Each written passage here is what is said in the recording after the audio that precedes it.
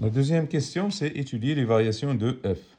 Alors, f, comme vous le savez, c'est le quotient de deux fonctions dérivables. Donc, celle-là est dérivable et le dénominateur, la fonction dénominateur, elle est dérivable. Donc, la fonction f de x est dérivable sur d de f. F de x, f est dérivable sur d de f et f' de x. Donc, pour étudier les variations, il faut déterminer le signe de f' de x, c'est-à-dire de la fonction dérivée.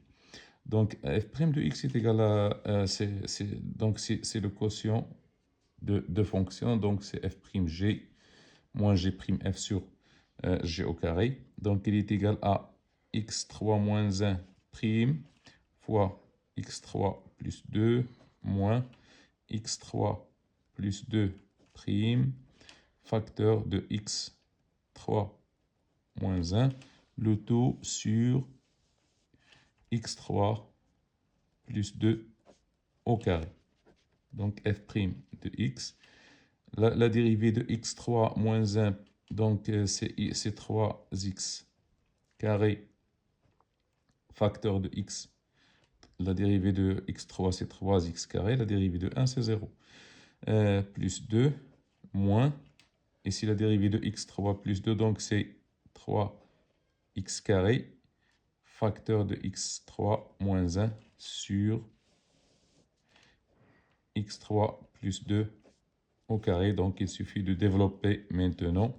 Donc, on a ici 2x3 fois x3, 3x5 moins 3x5, c'est 0. Il nous reste 3x carré fois 2, donc c'est 6x carré.